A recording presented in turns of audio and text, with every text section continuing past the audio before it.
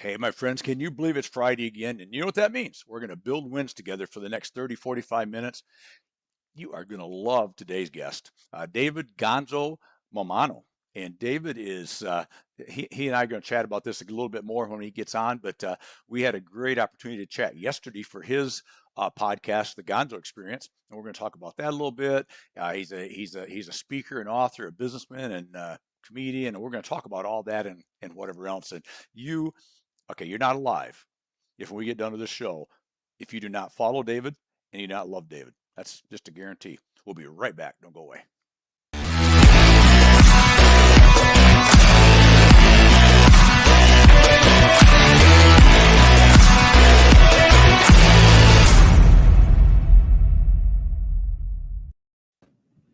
David, my friend, how are you? I am doing very well. It's Friday, 3 p.m. A lot of people are winding down, getting a little tired, but I am jazzed up and ready to rock and roll. Isn't that great? I did a post this morning about that. You think about everybody gets ready to wind down on Friday, and it's 14% of our year is Fridays, right? So why would you not be cranked up and I got to do one thing. Barry, I think you beat Kristen. Two regulars. It's a contest. I challenged Kirsten earlier today to be first because we was on the phone. I think Barry won by like a tenth of a second. A tenth of a second. Kirsten, do better. You can. You got to win by a nose, and that's always easy for me. That's awesome. Oh well, David, thank you. It's great to have you on, and looking forward to a good chat. Absolutely, I love your energy, Randy. I feel like you are. You have the mind and spirit of a 24-year-old, and so and I have the mind and spirit of a 12-year-old. So let's bring it, right? Let's bring it. It's funny you say that because the Dixie chick, my wife, office manager and partner in the world, she says I have the mindset and the act like a 12-year-old. Yeah, and that's not really impressive to her. Just So the inner 12-year-old comes out, right? So. Yes, it does. It's pretty easy. Oh man. So let's talk about before we get started. Let's get the creds out there, man. Two-time TED speaker, if I'm correct. Tell everybody what that means, because some people may know, some people may not know. But what's that mean to be a TED speaker? Yeah. So if you haven't seen TED.com, you're missing out entirely. TED.com is one of the best websites in the world. Tons of incredible short videos. Amazing speakers on great topics like Brene Brown, et cetera. And they're usually about 12 to 15 minutes. And then so they kind of licensed locally their brand. So communities have what they call TEDx, and so I've been on two of those. I've done a TEDx here in Rochester, New York, my hometown. That one I did about, I think it was 2013. It was called Make Love in the Workplace. And it is not inappropriate because it's about workplace culture. There's nothing dirty in it, but it was meant to be a little tongue in cheek. Right. Couldn't do it today. I think about 2 or 3 years later, the whole Me Too movement really took hold, and the phrase "making love in the workplace" was not as popular anymore. But it was all about just incredible workplace culture tips to recruit and engage and retain amazing employees. Right. So that was my first TEDx talk, and then I did one last year. It was supposed to be in Dubai, TEDx Dubai, but of course with COVID we couldn't make it over, so I did it virtual. But that one was on leadership. And I did my talk on enduring leadership. So I profile leaders like, George Washington and some of these leaders that, Muhammad Gandhi, that, really just took the path of, I'll say, persistence beyond anything else to find ultimate success. And it wasn't about them. It was about a bigger cause. And those are the leaders, I believe, that are enduring in a good way for the ages. So those are my two TEDx talks. That's awesome. That's awesome. I'm gonna hold off on your book for a couple because we'll kind of talk about that a little bit later. But you're a businessman. You've been a businessman for a long time in the greater Rochester, New York area. I think you live in a town that we've talked about in the past. That I think that might have been one of the first communications you and I had, was the fact that I recognize your town you live in now was Victor.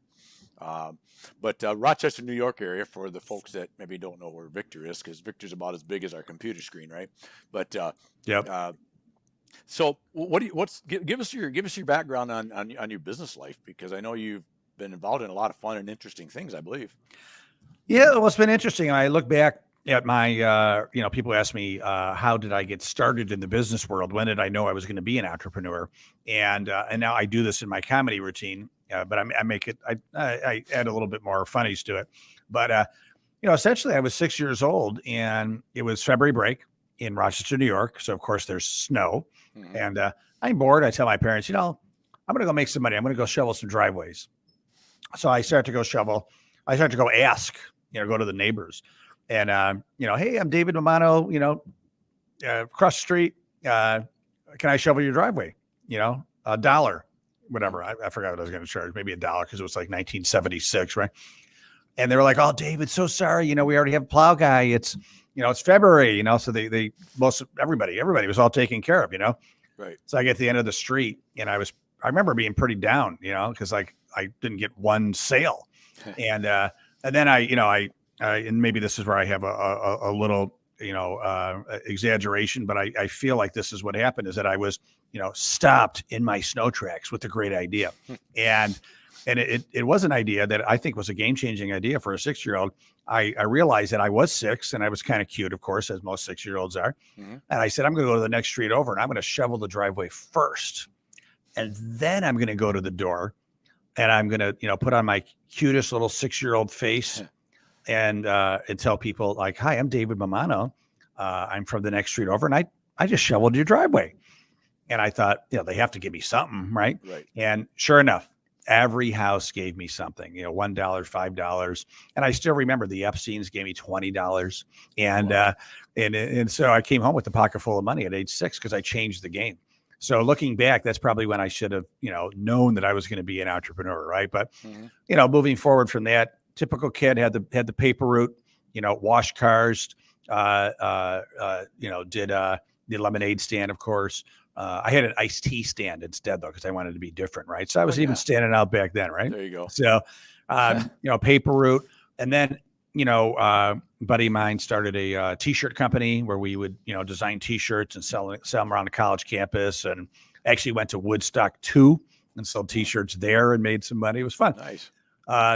Then, out of college, I ended up working in radio sales for 3 years. So I had a job, but it was really, really good, sales boot camp, right? Selling radio is pretty tough.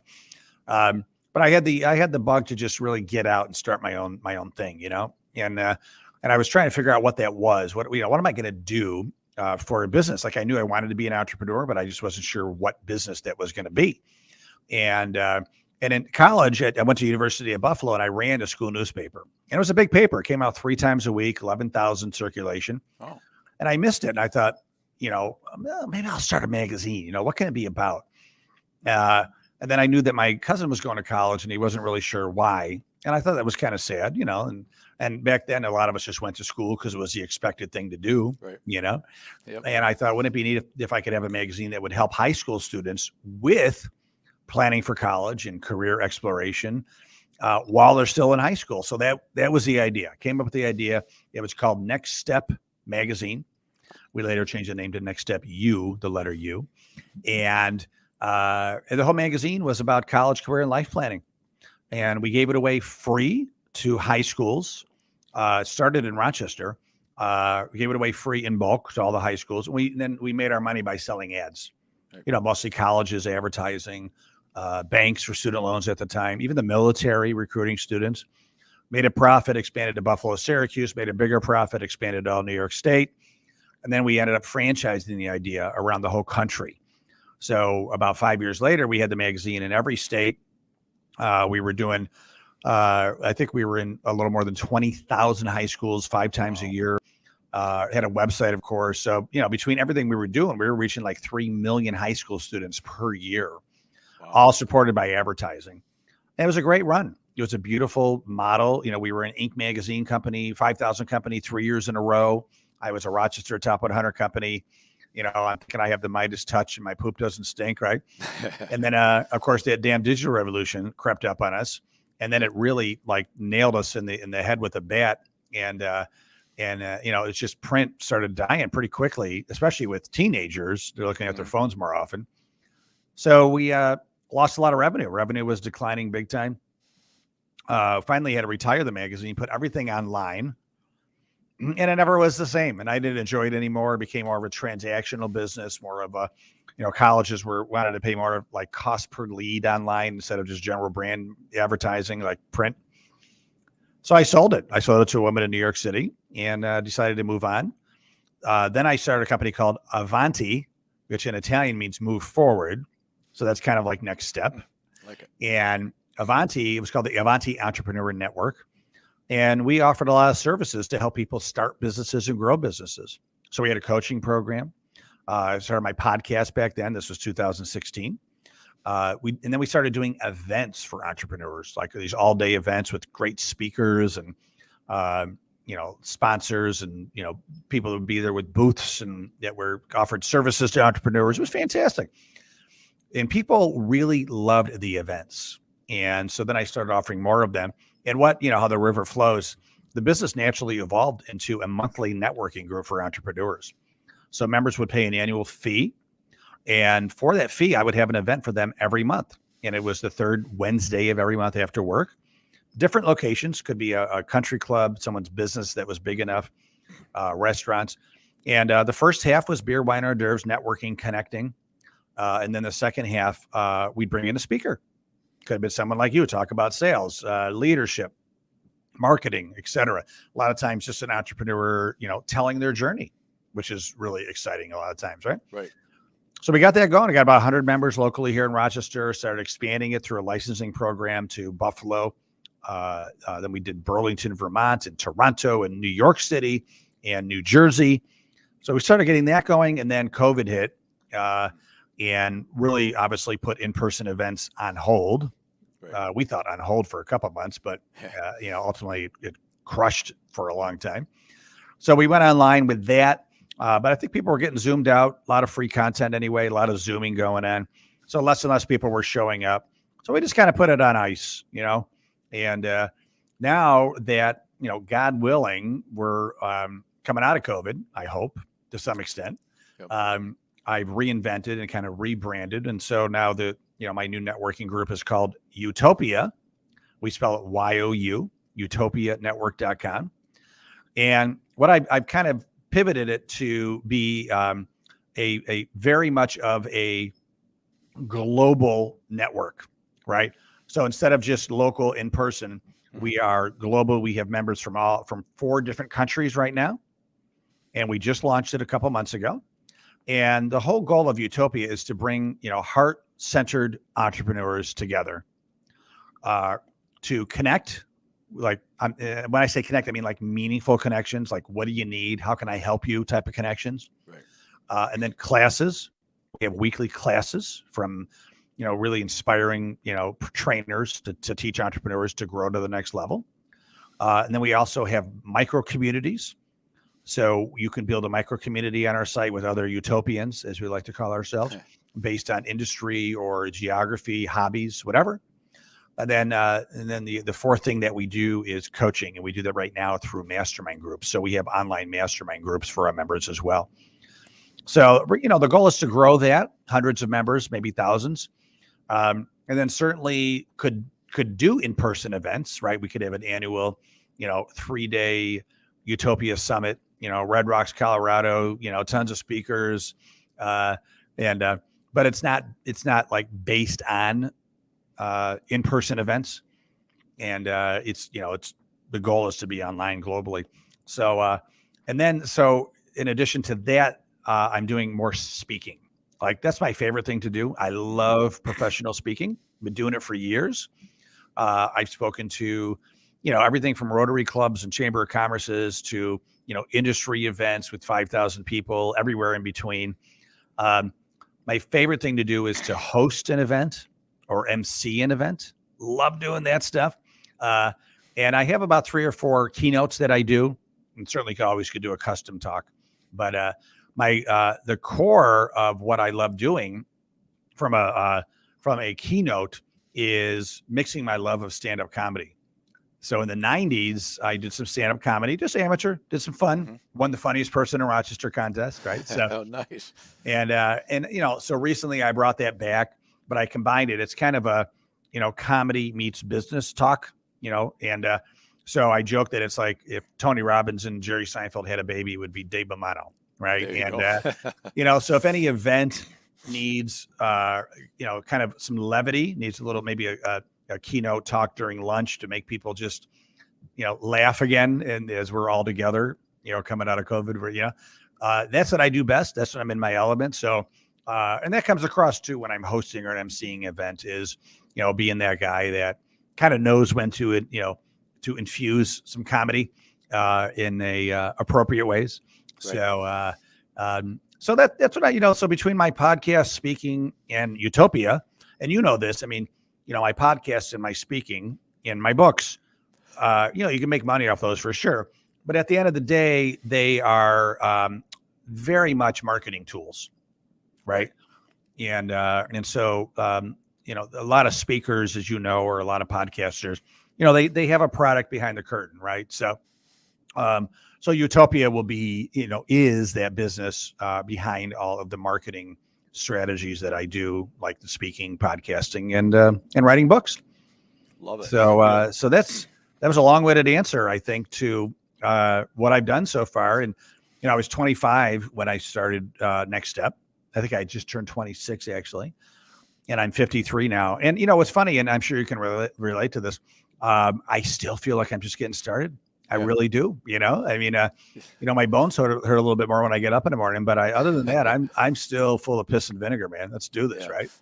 Well, that's the thing that I really gained an appreciation and a love for what you do, David, is the communications that we've had in the past, and then here's a segue into something. But yesterday we were together doing.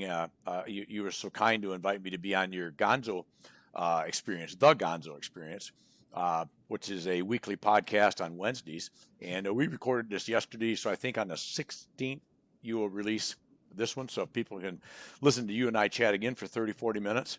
But your delivery, your thought-provoking conversations, and your energy is contagious. And I think more and more of us, especially in the sales world, the business world, whatever world, we've lost a little of that sometimes. And boy, I guess I've had people ask me. I think we talked about it yesterday. Maybe we didn't. But when are you gonna stop doing this crazy game? And I go, what? Why would I ever do that? Because a lot of people have this 5 years or 10 years or 9 years, 5 weeks, six. They when I'm going to stop. That's not even a horizon thing, right? And I can tell it's not for you because a little statement I make sometimes I say it a lot in posts and anything else, but love what you do and do what you love, right? And if you can get into that mode, you just want to keep doing it all the time, right? Every day. And I Thousand can tell percent. you do. It's a mindset, right? I mean, it's a mindset that you have to have towards not only your business, but your personal life as well. I mean, you I gotta say, Randy, you look like massively healthy. Fit. So I'm going to guess that you eat well, you exercise, and that you read positive things and you listen to positive things, and so your state is not an accident. It's a very intentional way of living, right? And it goes to, I bet you get a good night's sleep. I bet you drink enough water. I bet you have some fun with your wife and the kids and all that stuff. But you have to instigate those activities, right? I mean, they're just, you're just not going to look like, Randy naturally, right? And, it takes a little effort, right? But Nobody would so, want to look like me, believe oh, me, David. I'm Thank you. telling you, listen, I would trade places with you in 2 seconds. So you look fantastic. Oh, And well, thank you. so I did pay you. Did I pay you to say that? Because I meant to. I thought I'm getting $500 for this podcast. No, Okay, not a problem. no, but I think one has to be very intentional about all these different areas of your life to continue the flywheel of success. That's my philosophy anyway. Well, I like that, the flywheel of success, and I can tell with listening to you talk with we chatted yesterday and following you very closely virtually. Uh, you, you live the engagement life, and that's a big thing. I think that you need to be engaged, not exist. And when you get up in the morning, and too many people, I think, and you got to stop this, but too many people look in the mirror and go, it'll be another day. No, you got to look in the mirror and go, I will have the greatest day ever, right? Until Yep. tomorrow. And it's really, you got to engage. And if you do that correctly, and I can tell you do it with your speaking, you do it with your comedy, you do it with your book writing, your businesses, podcasting, everything plays and compounds off of each other, right? I mean, that's a huge part of. There's not just one segment to David Mammano, right? I am very multifaceted. Absolutely. Yeah, and that's a good thing, right? Yeah. Yeah. Oh, absolutely. No, listen, I certainly can bring, I have like tons of great energy. I can be hyper and loving. But I also could be, a really good listener, and I could be very serious. And, I feel like I'm kind of stuck between manic and normal. If there's a halfway line between manic and normal, like I'm kind of always there, and I can get in touch with the manic side if I have to, and the normal side if I have to. Yeah. But I do, it's people, like, sometimes people don't know what to make of me at first. They think like, whoa, who is this guy? But then they realize, like, I'm genuine. Like, I truly am excited and loving, and, sincerely love people and their stories. Mhm. And, I can't tell you how many people said, I didn't know what to make of you at first. Were you obnoxious? Were you a bullshitter? And they're like, I just realized that you are just a really intense, happy, loving person. And so while I can talk a lot, I certainly am a very good listener as well. And I think that's what makes me love podcasting so much too, is because, like you're doing too, you get to ask really, inquisitive questions, curious questions, because I want to learn the answer too from these incredible guests that I have, like you. And I get just to sit back and listen and learn. And I think that's a big part of enjoying the journey as well, and just sucking the juice out of every day. Yes, I love that. Sucking the juice out of every day. I like Mm. that because Yeah, you're right. It's all about the it's all about the journey, not just the destination, right? We're not if we're going to take a road trip to Arizona, it's not about just getting to Arizona. That's almost like the anticlimax, right? It's it's the little stops, the little shops, the little restaurant you found, the little whatever along the way. And I think that's the same way with life. It's the same way with personal life. It's the same way with our business life. Is, are we going to enjoy our venture as we go? So that's good stuff. Good stuff. So the let's talk about comedians for a minute, because I want to finish up with your book. You talked about how you got started. I believe, and man, I did my best. I really did to try to get to Syracuse, try to work my schedule, because I think I know somebody like you that might have got me a seat, even if there wasn't one, even if I stood up in the back and served drinks. But uh, you're going to be live coming up here in Syracuse in April. Is it 6th? Is that right? Or that's correct. Yeah, that's yes, correct. okay. And I didn't even have that on a note. I just remembered. That's how Yeah, much I was trying to do it. I'm But impressed. so you're going to do, you're going to be back in the club. I assume it's a club, comedy club. Yeah, yeah. It's called the Funny Bone, which is a chain of comedy clubs, and I'll be at Hmm. the Funny Bone in Syracuse, New York, on April 6th, the evening, 7:30, I believe. And yeah, it's a traditional stand-up comedy club, and Nice. I'll be there. And once again, it's the title is putting the funny back in business, and really intertwining business with comedy. I mean, that's Yeah. the whole goal, because there is a lot of, as the show The Office illustrated, Hmm. there is a Right. lot of funny things to talk about in business. Oh, exactly. That's awesome. So when you do stand-up comedy, is getting heckled a normal thing? Does it happen often? Do you care? Do you like it? Does it bother you? Do you push back pretty hard? How does that? I've always wondered about that. Yeah, I'm not really the one that will push back, and I really haven't experienced any, like, intentionally mean heckling. Hmm. Uh, I've had some fun heckling, and I could certainly take that all day long and throw it back with some smiles. Yeah. So, and I guess I'm grateful that when that I haven't experienced any mean spirited heckling. Um, I guess if I did get that, I would try to just maximize my wittiness Yeah. on the spot and Yeah. try to throw it back that Hmm. maybe, shuts the person up, but in a funny way. Right. Right. Right. Yeah. Yeah. Exactly. Yeah. It's it's always interesting because there's this and boy, the name escapes me. You might, I think his last name is Carr. He's pretty he's UK guy, I think, but he's not for not for primetime evening with the kids, right? Right. But caught a couple of his shows, and he gets pretty risque and out there. But he almost takes heckling from the crowd to an art form. I Mm, mean, I've never seen anybody better. It's like he invites it, and the yeah. more you heckle him, but because of the nature of his show is like not family oriented at all, right?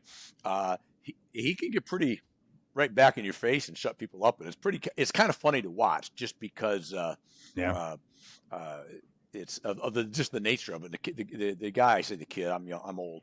He's I think 40 maybe or something. He's just really, really, really good. But so, well, that's good. Well, next time you have a show somewhere, besides eating some lasagna together someplace, uh, we'll, I'll Yeah. catch one of your shows. I may Well, not. what I do is, I have an agent now, but what I would do is I would just call a comedy club and I would say, hey, I know you got your, professional comedians Thursday, Friday, Saturday.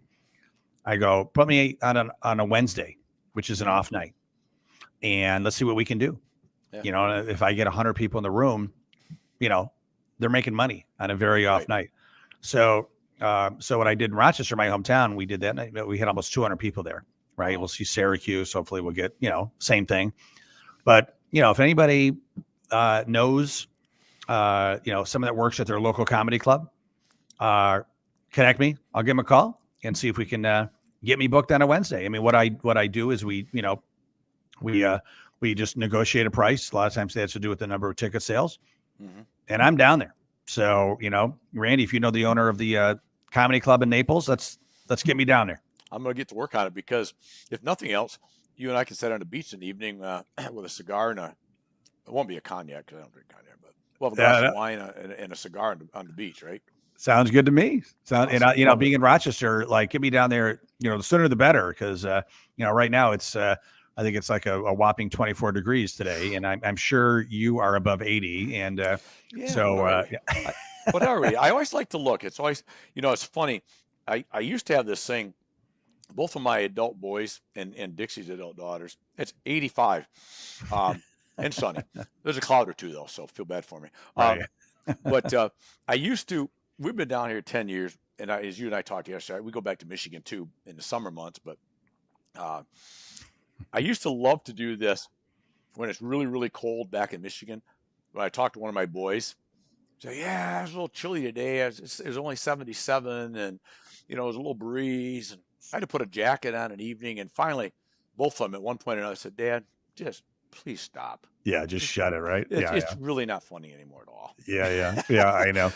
It's, Well, all the people, all my, Rochester friends that, a lot of them have moved down to Florida or the South, right? New York State, we're the great state of high taxes and mhm. a bunch of other BS. And so a lot of people, a lot of my friends have literally like fled the state, right? And they're posting, right? They're posting how nice it is and blah, blah, Oh yeah. blah. And to my Rochester friends, it's 85 here today. And I know it's, you're it's a snow day in Rochester. They're bragging. I'm like, I'm about to block you, buddy. Yeah, One more post exactly. like that, I'm going to block your sweet butt. That's awesome. That's awesome. So you uh we talked a little bit about the Gonzo experience, but tell me a little bit more about it because I experienced it yesterday, and then we're going to talk about crash and learn as we end up this thing. Um, what are people going to get from the Gonzo experience? Yeah, so the Gonzo experience. So Gonzo is my nickname from college, is my fraternity name, and that's why. So a lot of people still call me it. We actually used our fraternity names, and but the Gonzo experience really is being immersed in entrepreneurship, much like Gonzo journalism. You're immersed in journalism, and I really try to get down and dirty with very entrepreneurial business owners, and and let them take me behind the curtain. Tell me the whole story, the good, bad, and ugly. And like my book says, when tell me the story when you crashed, and instead of crash and burn, you crashed and learned and rose like the phoenix again. So a Nice. lot of times entrepreneurs are getting very vulnerable about some very tough times and how they, navigated their way back. And not everybody will do that. A lot of business owners just want to tell the good stuff Hmm. and, the PR story. But I want them to get down and dirty. So most of the time that, you listen to the Gonzo Experience, you're going to walk away with a lot of inspiration about how to get through tough times. You're going to hear people's journeys, which is always very interesting. And often too, you're going to walk away with some really tangible nuggets that you could implement into your business like right away. Right. Yep. Well, I've I've enjoyed it. I watch it I try to catch everyone. Sometimes it's usually on replay, or Mm. you do it recorded anyway. So I guess Yep. I watch it sometimes 2 or 3 or 4 days after it comes out. But I always catch them. I enjoy them very much. So highly Thank you. recommend that. So Appreciate that. that brings us to, as you just kind of touched on, but Crash and Learn. That's your latest book, and yeah, I guess you sort of touched on that already, but that's really an idea of entrepreneurs. What happened? What'd you learn? Give us, as we kind of wind down, sell us the book, David. Sell us the Yeah. book. Yeah. Well, so I started my podcast in 2016, and it used to be called the Avanti Entrepreneur Podcast, which was the name of my company back then. And what I found that the most popular part of my interviews were the fact that when I would ask people, when did they almost crash and burn? But they rose like they rose like the fin, worked really hard to get back on track. Hmm. And everyone had one of those stories, at least one. Right. And I heard so much feedback like, wow, that was so powerful to hear that story on your podcast, David. And it just became a theme. Like I started asking people, tell me your crash and almost burn story. So then I had this idea to create this book that was 10 chapters. And I was one of them, but 10 different entrepreneurs writing their crash and almost burn story. I thought that'd be really interesting to share. Hmm. And one of the authors, Karen Calder, she goes, instead of crash and almost burn, how about crash and learn? I'm like, oh my God, Karen, that's fantastic. Drop the mic. That's perfect. So, so Crash and Learn is 10 entrepreneurs. And like I said, I'm one of them who are just each chapter we're writing about when we were riding high, Midas touch, poop didn't stink, but something happened where we like fell down, maybe almost lost everything, maybe lost everything, but continue to move forward. As Winston Churchill says, when you're walking through hell, don't stop Right. and get back to that good place again. And just through perseverance, endurance, and faith. And so that's why you should buy the book. It's on Amazon.com, Kindle, paperback, the whole works there. So, Yeah. It's it's next on my reading list. I'll admit I haven't read it yet, but I've got it on Kindle right now. So oh, well, thank you. I appreciate that. I may even read that a little bit this evening as because I will start a fire around 8 o'clock because it gets chilly, David. I mean, it's like 76 or so. Oh, I don't know how you deal. God bless you. It's tough. It's tough. I have to go Yeah. put my slippers on, and but We're about to put one of your slippers down your mouth if you keep on talking about it. well, okay. I'm getting close to wearing a welcome out with you now on that. I see. I have to find somebody that I can do that with. My boys already I'm want to calling get your nothing. kids. I'm calling your kids. We're Yeah, gonna form an alliance against you. yeah, I can see that happening. Oh, that's funny. So, well, David, man, I just first I appreciate your enthusiasm, your engagement, and your friendship that we've developed in a short period of time. And I'm gonna throw this out because everybody that listens or watches or does anything that I do, I'm a it's in my moniker, right? 3.0 hybrid amazing. And I really believe in that hybrid approach to things. I'm a people guy, as we talked yesterday, and we've talked some today. Love being out, being with, chatting.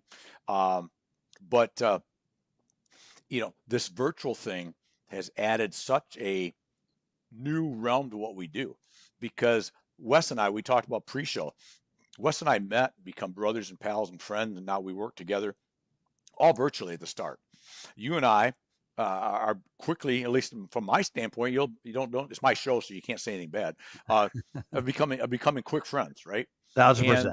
And the beauty of that is that if we don't lose, and I'd really love to have you as a parting word, your thoughts on this. If we don't we never want to lose that personal touch of being there, glad handing, bro hugging, burgering a beer together stuff. But boy, we can use virtual in the interim or to augment that and to develop. I've got so many friends that I consider friends now that I've met doing these shows, guesting on shows, opening yourself up. That it just expands your life, 10x, 100x, 1000x, right? I And agree. I agree. I and mean, we were talking about the new normal yesterday, and I just think it's an expanded normal. We're going forward. It's like, yeah, let's still max out in person. There's nothing like belly to belly. We mhm, are, most humans need to see other humans, mhm, and but wow, we could also do even more with online. With Utopia, I moved my network from a local Rochester, New York network with local chapters to leading with the globe. yep, We have members in 4 countries, that's awesome. and so we could always drill down, but it's starting with the globe, and uh, Yeah, and I don't know if I would have thought that way if I wasn't forced to during COVID. right, exactly. Look at that. Got a book sold. Is that Barry, right? he's Ah, already ordered a thank book. you, We'll get it. We'll Barry. get it ordered. It's not ordered, but he said it is, so it is. All right, Barry. I'll hold him Appreciate to it. it. All I right, and I will, and Barry, for that, I will confirm that you were the first one to comment. So, thank you. Very good, yeah. Kirsten. Better luck next week. That's all I got to say. She says I'm here, but you're here. We'll give you, Kirsten. You probably got more here's first than Barry, so I'm going to give you that one. Barry Yeah. still ordered the book, but well, awesome, my friend. I any parting words before we bump on out of here?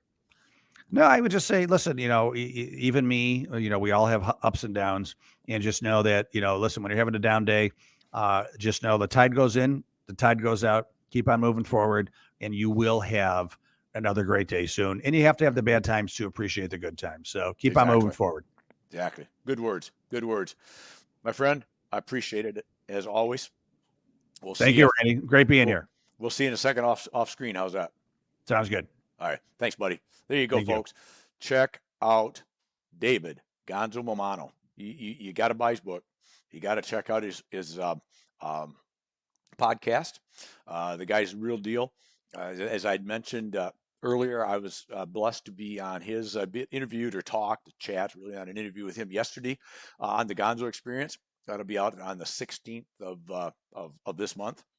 So look for that, and I'll be sharing it when it pops out. And it was just a great conversation, and you're going to love what he does. So don't miss that.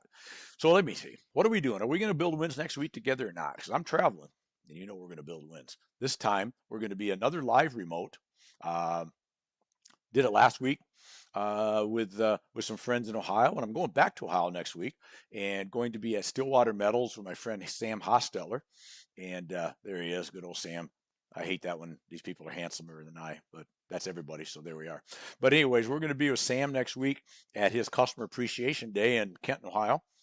And Sam was on a few months ago now with us here on Building Wins Live. And so we're going to build some wins live together after his Appreciation Day, after we're full of barbecue, and just before he and his lovely wife and son go out to dinner that evening. Is that a good week or what? That is some building wins right there. That's what I live for. So remember, live it, love it, own it, and take a lesson from me. If you take nothing else, take a lesson, something I talk about a lot and I live. Love what you do what you love, and remember, make today your best day ever until tomorrow.